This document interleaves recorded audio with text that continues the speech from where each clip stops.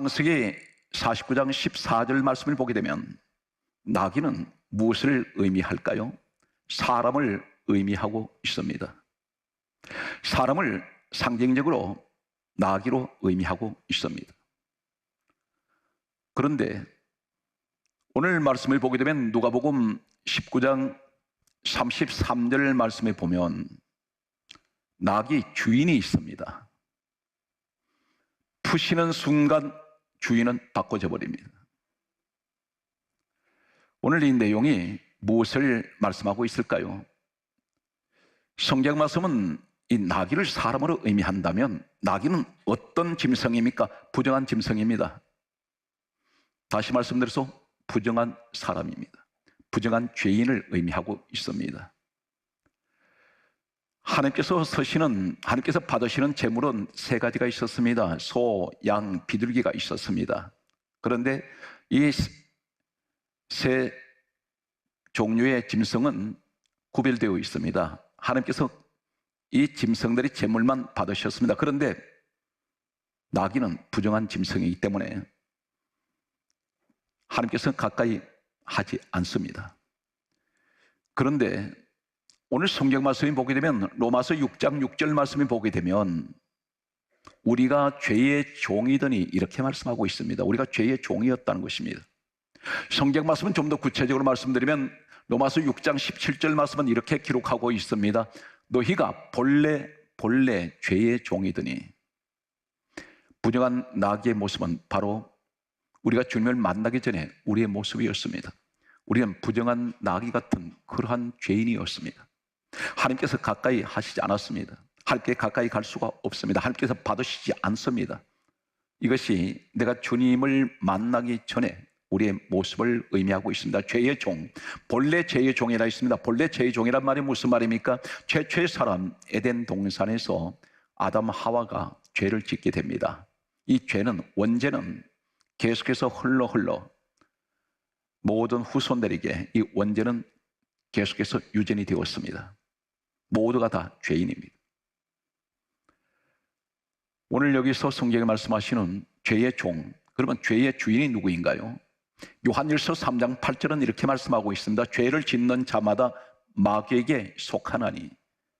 죄의 주인이 마귀라는 것입니다. 그럼 죄의 종이라면 마귀가 주인이라는 것입니다. 우리가 주님을 만나기 전에, 주님께서 나를 택하시기 전에 우리는 어떤 모습이었습니까? 세상의 종 노릇했습니다. 세상에다 몸을 맡기고 살았습니다. 다시 말씀드려서 마귀의 종 노릇하고 살았습니다. 이것이 예수님을 만나기 전에 나귀에게 있던 주인의 모습을 말씀하고 있습니다. 이 주인은 어떤 일을 했습니까? 나귀를 묶어 놓았습니다. 주님이 이 나귀를 만나시는 순간 가장 먼저 하신 것이 무엇입니까? 풀어버립니다. 자유하게 만들어버립니다. 나귀는 태어나서 죽을 때까지 하는 일이라고는 짐만 지고 다닙니다. 그리고 매일 어쩌면 사람들한테 얻어맞습니다. 무시하고 천대받습니다. 이것이 어쩌면 우리의 모습인지 모릅니다. 인생을 살아가면서 나는 나귀처럼 세상 온갖 짐을 다 지고 이리저리 방황하며 살아가고 있습니다. 때로는 이 사람 저 사람에게 상처받습니다. 심지어 가족들한테도 상처받고 살아갑니다. 환경에 상처를 받습니다. 마치 매를 맞듯이 내게 사방이 성한 곳이 없이 전부 상처투성의 모습으로 우리는 인생을 살아가고 있는지 모릅니다. 주님을 만나기 전에 이 나귀의 모습이었습니다. 그는 묶여 있습니다. 이러한 모습 속에서 예수님은 이 나귀를 푸시고 그리고 이 나귀를 타시게 됩니다. 그리고 예루살렘을 향해서 성 안으로 들어가시게 됩니다. 참고로 말씀을 드리면 예수님께서 그 당시에는 율법이라는 법이 있습니다. 한때는 대단히 엄격한 율법이 적용될 때가 있었는데 그 율법이 얼마나 엄격했느냐면 예루살렘 성 안에는 하나님 성전이 있습니다. 성전 가까이에는 부정한 짐승들이 가까이 오면 안 됩니다. 그래서 이 엄격하게 율법이 적용되었던 어느 때는 예루살렘 성 안에 부정한 짐승가 못 들어갔습니다. 성 밖에 말, 낙타, 약대, 나귀 같은 이런 종류들은 성 밖에다가 내놓았습니다. 성 안에 들어가는 것은 양, 소, 비둘기 하나님께 구별된 제물들만 들어갈 수가 있었습니다. 그런데 오늘 나귀가 성 안으로 들어갑니다. 율법에는 만약에 율법을 범하게 되면 돌로 쳐서 현장에서 죽이게 되어 있습니다. 누구 손에 맞아 죽을지 모릅니다, 이 나귀가. 그런데 놀랍게도 오늘 누가복음 19장 성경 말씀에 보게 되면 37절에서 38절에는 이 나귀가 사람들부터 환호를 받습니다. 열광합니다. 수많은 사람들이 예루살렘 성 안에 있는데 이 나귀를 환영하고 있습니다. 왜 그럴까요? 주님이 나귀등에 타고 계시기 때문입니다. 혼자 들어갔다간 죽습니다. 오늘 이 모습을 천상세계에서 일어나고 있습니다. 계시록 7장 9절 말씀에 보게 되면 하늘에 올라간 사람들이 있습니다. 천국의 사람들. 이 사람들이 흰 옷을 입고 있습니다. 흰 옷을 입고 있는데 그들 손에 종려 가지를 들고 있습니다. 그런데 똑같은 오늘 본문 속에 나타난 이 사건이 요한복음 12장 13절 말씀에도 똑같이 기록된 이 요한복음 12장 13절을 보면 사람들이 손에 종려 가지를 들고 있습니다. 그리고 호산나 다윗의 자손이여 주님을 찬양합니다. 나귀등에 타고 계신 주님을 찬양하는 이 모습이 계시록 7장 9절에 보게 되면 흰 옷 입은 천국의 사람들이 종려 가지를 들고 보호자와 어린 양 앞에서 찬양하고 있습니다. 우리 예수님을 왜 어린 양이라고 말씀하실까요? 바로 어린 양이라고 부르는 것은 예수님이 죄인들의 죄를 대속하시기 위해서 친히 십자가의 희생 제물이 되신 대속 제물이 되셨기 때문에 어린 양이라고 부릅니다. 어린 양의 피로 구속받은 사람들, 어린 양의 피로 죄시선 받은 사람들, 어린 양의 피로 하나님의 자녀된 이 사람들이 천국에 올라가 있는데 흰 옷 입고 있습니다. 그리고 종려가지를 똑같이 들고 있습니다. 이 땅에 나귀를 타시고 예루살렘으로 들어가셨던 그 상황이 천상세계에서 그대로 재현되고 있습니다. 똑같이 종려가지를 들고 있습니다. 종려나무는 승리를 말하고 있습니다. 이긴 것을 의미합니다. 이 땅에서 믿음 생활에서 이긴 자들입니다. 오늘 이 말씀 속에서 예수님께서 나귀를 타시고 예루살렘 성 안으로 들어가실 때에 돌에 맞아 죽어야 될 이 나귀가 오히려 환영을 받고 사람들이 열광을 하면서, 그리고 이 사람이 예수님께서는 이 나귀 등에서 내리시고 난 후에 그분은 우리 주님은 십자가를 지러 올라가시고 나귀는 살려서 돌려보냅니다. 이것이 우리 모습이라는 겁니다. 예수님께서 왜 죽으셨습니까? 성경 말씀은 이렇게 기록하고 있습니다. 고린도후서 5장 14절에 말씀하시기를 대신 죽으셨다 있습니다. 누구 때문에? 내 죄 때문에. 우리는 나귀 같은 인생을 살아왔습니다. 부정한 한때의 죄인의 모습이었습니다. 신약 성경 헬라어 원문에 보게 되면 오늘 성경이 말씀하시는 풀어, 이 말씀을 리오입니다. 리오라는 이 단어가 어떤 단어를 사용하고 있냐면 단순하게 풀다, 이 의미가 어떤 의미를 가지고 있을까요? 오늘 이 재난의 시대에 힘겹게 하루하루를 버티면서 지치고 힘든 상황에서도 주님 앞에 나와서 예배를 드리는 오늘날 믿음의 모든 분들에게 주시는 놀라운 축복이 오늘 우리가 지금 그 복을 누리고 있는데 우리는 지금 실감을 못하고 있습니다. 왜 못합니까? 모르니까. 이렇게 나는 복을 받고 있다는 것을 모르고 있다는 사실입니다. 예수를 믿고 예수의 피로 죄사함 받은 사람에게 주시는 놀라운 축복이 오늘 나귀를 풀어 리오의 이 헬라어 원어는 어떤 의미를 가지고 있습니까? 놀라운 첫 번째 것은 사도행전 22장 30절 말씀에 보게 되면 죄수를 결박을 했는데 이 죄수를 결박했을 때 풀고 이 말이 리오입니다.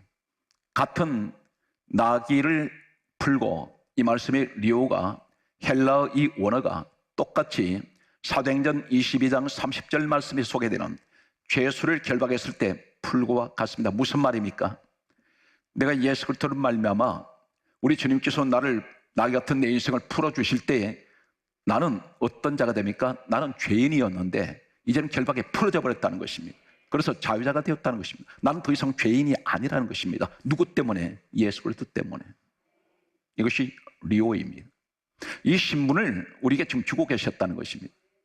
나는 결코 이 땅에서 죄인이 아니라는 것입니다.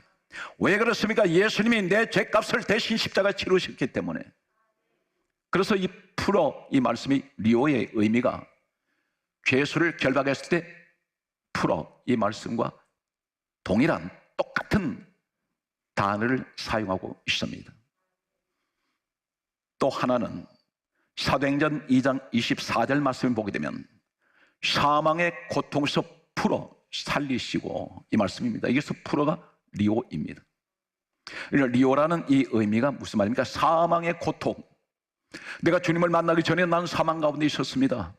늘 죽음 가운데 나는 고통 중에 있었습니다. 그런데 오늘 주님이 나귀를 푸시는 순간 내게는 죽음이 생명으로 바꿔져 버립니다.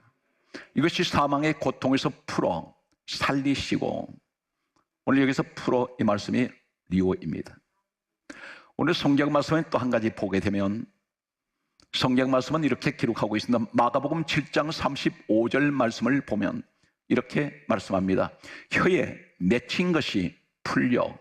이 말이 리오입니다. 예수님께서 나귀를 리오가, 그 헬라가 오늘 말씀하시는 마가복음 7장 35절 말씀에 혀에 맺힌 것이 풀려. 사랑하는 성도 여러분, 이 시대는 모든 사람들 혀가 맺혀 있습니다. 무엇이 맺혀 있나요? 늘 입에 원망이 맺혀 있습니다. 혀가 풀어지지 않습니다. 늘 원한이 맺혀져 있습니다. 원한 맺힌 마음, 원망의 마음, 이것이 입으로 그대로 혀에 맺혀 있습니다. 미움의 말, 때로는 사람들마다 서로서로 비판하는 말, 이런 것이 맺혀 있습니다. 그런데 이것이 풀렸다 했습니다. 리오. 우리 주님이 나귀를 푸실 때에 헬라의 리오라는 이 의미가 혀에 맺힌 것이 풀려. 무엇을 말합니까? 주님께서 나를 풀어주실 때에 내 혀에 맺힌 것도 풀어져 버렸습니다. 주님을 만나기 전에는 늘 원망하며 살면서 세상을 비관하고 살면서 내 입에서 날마다 나오는 소리가 미움의 소리요, 날마다 하는 소리가 비판의 소리요, 늘 절망의 소리였는데 주님을 만나고 났더니 내 입에 맺힌 것이 풀어져서 사랑의 말, 감사의 말, 믿음의 소리, 은혜의 소리만 입에서 쏟아집니다. 이것이 혀가 풀려버렸다는 것입니다. 이것이 메인 나귀를 푸실 때 의미가 헬라와 똑같습니다. 성경 말씀은 대단히 놀라운 한 가지 사실을 선언하고 있습니다. 요한일서 3장 8절 말씀을 보게 되면 이렇게 기록하고 있습니다. 마귀의 일을 멸하시며 누구의 일을? 마귀를 멸하신다 했습니다. 이 멸하심이 리오입니다. 놀라운 사실입니다. 왜 주인이 예수님께서 나귀 푸실 때 꼼짝 못할까요? 오늘 이 주인은 세상 악한 사단의 영을 의미하고 있습니다. 주님이 사단 마귀를 꼼짝 못하게 만듭니다. 오늘 여기서 마귀의 일을 멸하신다. 마귀를 멸하신다는 것은 마귀 심판을 말씀합니다. 마귀한테 뺏겨버린 하나님의 자녀들, 하나님의 백성들을 도로 찾습니다. 주가 서시겠다 하라. 이 말에 본래 나귀 주인은 단 한마디 말도 못합니다.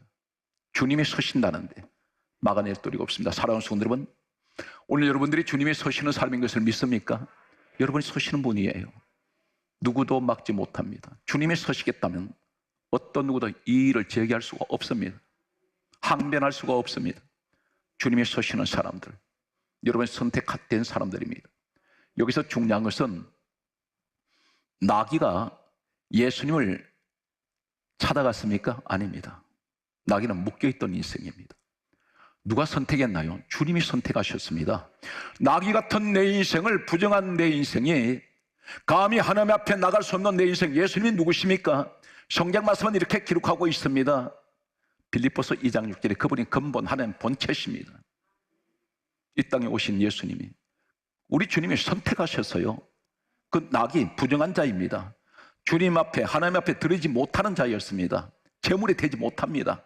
그런데 우리 주님의 일방적인 선택, 우리 주님이 구별하셨습니다. 지명하셨습니다. 스카우트했습니다. 그분이 누굽니까? 내 자신 내가 볼 때는 부족한데, 한없이 부족한 내 인생인데 주님이 나를 필요로 하세요. 그래서 내가 선택받았다는 것입니다. 한마디로 말해서 주님이 스카우트했습니다. 오늘 여러분들이 그런 분들이란 사실을 믿습니까? 내 스스로가 주님을 택한 것 아닙니다. 내 스스로가 교회를 택한 것이 아니라 주님이 나를 기억하셨어요. 언제 주님이 나 보신 적이 있습니까? 하는데 예수님 그 동네 들어가 보시지 않았습니다. 그런데 그 동네에 나귀가 정확하게 어느 지점에 묶여있는 것 알고 계셨습니다. 나의 모든 형편을 알고 계십니다. 오늘 성경 말씀을 보게 되면 성경 말씀은 이렇게 기록합니다. 요한복음 11장 44절 말씀을 보게 되면 나사로라는 사람이 죽었습니다. 나흘이 지나서 썩어서 냄새가 난다 했습니다. 부패해버렸습니다. 시체가. 그런데 예수님께서 무덤에 있는 나사로를 살려내셨습니다. 이때 하시는 말씀이 요한복음 11장 44절에 수족을 풀어 놓았다는 얘기하라. 여기서 풀어 이 말이 리오입니다. 똑같은 헬라어 원어를 쓰고 있습니다. 같은 의미입니다. 오늘 사랑하는 성도 여러분, 생활이 힘들고 어려우시더라도 결코 주님을 생각하시면서 좌절하지 마십시오. 주님은 잠시도 우리 떠나지 않습니다. 그분이 어느 정도로 우리 사랑하셨습니까? 당신의 그 고귀한 존귀하신 분이 친히 십자가에 당신 몸을 던지셨습니다. 그리고 나를 구원하셨습니다. 그리고 하나님 자녀 삼으셨습니다. 오늘 성경 말씀은 구약 성경으로 넘어가겠습니다. 히브리어를 원어로 사용하고 있는 구약 성경을 나귀가 우리 하나님께서 푸시는 이 의미를 살펴봅니다. 욥기서 39장 5절 말씀에 보게 되면 성경이 이렇게 기록하고 있습니다. 누가 나귀의 매인 것을 풀었느냐, 이렇게 말씀하고 있습니다. 이 말이 무슨 말입니까? 욥기서는 기록될 당시에는 예수님이 땅에 오시지 않았습니다. 욥기서에서 하는 누가 나귀의 매인 것을 풀었느냐, 누가 푸세요? 훗날에 이 땅에 오신 예수님이 푸셨습니다. 여기서 풀어, 이 말이 파타흐입니다. 히브리어 파타흐. 여러분은 참고만 하시면 좋겠습니다. 히브리어 원어에는 파타흐라는 이 의미가 어떤 의미를 가지고 있는지 아십니까? 놀랍게도 나귀를 풀었다. 히브리어의 파타흐는 에스겔 1장 2절에 하늘이 열리며, 열림에가 파타흐입니다. 무엇을 말합니까? 우리 주님이 풀어주시는 부정한 나귀 같은 내 인생에 하나님께서는 무엇을 말합니까? 나를 푸실 때 하늘이 열립니다. 하늘이 열리는 것은 왜 그렇습니까? 내가 하늘에 올라갈 사람입니다. 하늘의 축복이 우리에게 주어지고 있다는 것입니다. 이것이 보장되어 있습니다. 단 하나, 힘들고 어려워도 끝까지 믿음의 완주자가 되어야 됩니다. 끝까지 달려야 합니다. 오늘 반드시 여러분에게는 이 축복이 보장된 사람들입니다. 파타흐. 성경 말씀은 계속됩니다. 시편 102편 20절 말씀에 보게 되면 죽이기로 정한 자를 해방하사. 이 말이 무슨 말입니까? 우리가 주님 앞에 나오기 전에는 사망이 우리 기다리고 있습니다. 우린 지옥의 인생이었습니다. 주님께서 선택된, 오늘 나는 영생의 복을 받고 천국의 사람이 되었는데 그 이전에는 죽이기로 정한 자였습니다. 하나님 심판의 대상이었습니다. 예수밖에 있었습니다. 그런데 죽이기로 정한 자를 해방시키셨습니다. 이 해방이란 말이 파타흐입니다. 완전히 해방되었습니다. 누가 나를 구속할 자가 없다는 것입니다. 성경 말씀은 계속해서 이렇게 말씀하고 있습니다. 시편 105편 20절 말씀에 보게 되면 다음과 같은 말씀을 합니다. 백성을 통치하시는 자가 자유롭게 하셨으며, 자유롭게, 이 말씀이 파타허입니다. 우린 예수 안에서 자유해졌습니다. 그래서 진리가 누구신가요? 요한복음 14장 6절에 내가 곧 길이요 진리요 생명이니 나로 말미암 자는 아버지께로 올 자가 없다. 진리가 예수님이세요. 그런데 성경 말씀합니다. 진리가 너희를 자유케 하리라. 예수 안에서 모든 게 자유합니다. 마음에 스스로 옥죄이지 마십시오. 내 스스로 작은 그릇 되지 말고 성경 말씀은 입을 넓게 열라. 성경 말씀은 계속해서 다음과 같이 우리에게 말씀합니다. 시편 116편 16절에 말씀합니다. 이렇게 말씀합니다. 크게 따라하시겠습니까? 주께서 나의 결박을 푸셨나이다. 이미 여러분이 선언되었습니다. 푸셨습니다. 푸셨으면 그 믿음 그대로 가지고 계세요. 오늘 이 말씀을 붙들면서 하나님께서, 나의 주님께서 나의 결박을 다 푸셨습니다. 무슨 결박? 사망의 결박, 저주의 결박, 미움의 결박, 세상 모든 것들이 다 하나님께서 지으신 것인데 이 모든 것들이 다 풀어져 버렸습니다. 오늘 이것이 오늘날 예수 그리스도 안에 있는 사람에게 주신 축복이라는 것입니다. 세상 내 눈으로 보이는 것은 하나도 소망이 좀 보이질 않습니다. 우리는 어쩔 수 없이 하루하루를 살아가지만, 그러나 내 마음속에, 내 영혼 속에 담겨져 있는 이 축복은 말로 표현할 수가 없습니다. 오늘 성경 말씀은 계속해서 다음과 같은 말씀을 우리에게 하고 있습니다. 이사야 58장 6절 말씀에 보게 되면 흉악의 결박에서 푸시며 흉악의 결박에서 우리를 풀어주셨습니다. 오늘 파타흐라는 나귀가 매인 것을 푸신다는 이 파타흐, 이 히브리어 원어에서 유래된 한 또 단어가 있습니다. 페타흐라는 단어가 있습니다. 같은 나귀가 매인 것을 푸셨다는 같은 의미입니다. 그런데 이 페타흐라는 히브리어 원어는 또 어떤 의미를 가지고 있을까요? 나귀의 매인 것을 푸셨다. 푸시는 이 의미는 창세기 18장 1절에 문이라는 의미가 파타흐입니다. 입구입니다. 문입니다. 문이 도대체 무슨 의미를 가지고 있을까요? 성경 말씀은 잠시 신약으로 옮겨가면 요한복음 10장 7절 말씀을 보게 되면 예수님께서 이렇게 말씀하셨습니다. 나는 양의 문이니. 예수님이 양의 문이라 하셨습니다. 문의 의미가 어떤 것일까요? 계속되는 말씀을 보게 되면 요한복음 10장 9절에는 내가 문이다 이렇게 말씀하셨습니다. 사랑하는 성도 여러분, 이 문은 출입을 하는 곳입니다. 그런데 천국의 주인이 누구세요? 예수님이세요. 요한복음 14장 6절에 성경을 다시 언급합니다. 내가 곧 길이야. 내가 곧 진리고 내가 곧 생명인데 나로 말미암지 않고는 아버지께로 올 수 없다. 하나님 아버지 계신 천국 못 간다는 것입니다. 그분이 문이라는 것입니다. 그분을 통해서만 갈 수가 있습니다. 그래서 사도행전 4장 12절에 이렇게 말씀합니다. 다른 이로서는 구원을 받을 수 없나니 오직 천하 인간의 구원 얻을 만한 이름은 예수 외에는 주신 일이 없습니다. 그분만이 유일하게 우리의 문이 되신다는 것입니다. 말씀의 결론을 맺겠습니다. 가장 중요한 내용은 오늘 이 페타라는 이 단어가 문이라는 의미인데 어디에 사용되고 있을까요? 성경 말씀을 보게 되면 호세아 2장 15절에 보면 아골 골짜기를 소망의 문으로 삼아 이렇게 말씀합니다. 삼아 이 말이 페타어인데 아골 골짜기가 어떤 곳이었습니까? 예수님이 이 땅에 오시기 전 약 1400여 년 전에 여호수아 시대 때에 아골 골짜기에 아간이라는 사람이 하나님께 범죄했을 때에 일가족이 몰살당한 곳입니다. 돌로 쳐서 죽였던 자리가 그 자리입니다. 이 아골이란 말은 이 골짜기 그러면 지금도 유대인들에게는 어떤 이미지로 남아있냐면 그곳은 지옥 골짜기, 해골 골짜기, 해골만 잔뜩 사람 죽은 범죄함으로 얻어맞아 죽은 그곳에 잔뜩 뼈를 헤아릴 수 없는 수많은 뼈들이 그곳에 쌓여 있습니다. 그래서 이곳을 가리켜 일명 그들은 해골의 자리다 이렇게 말합니다. 지옥의 자리. 그런데 아굴 골짜기가 소망의 문이 되신다 했습니다. 소망의 문이 누구신가요? 바로 페타흐, 예수님이 소망의 문이라는 것입니다. 그 지옥 같은 해골 있는 골짜기가 예수님 십자가를 지십니다. 어디서 지셨나요? 오늘 아굴 골짜기 사건에서 약 1500년 가까이 흘러가면서 예수님께서 이 땅에 오신 후에 마지막 십자가를 지실 때가 골고다입니다.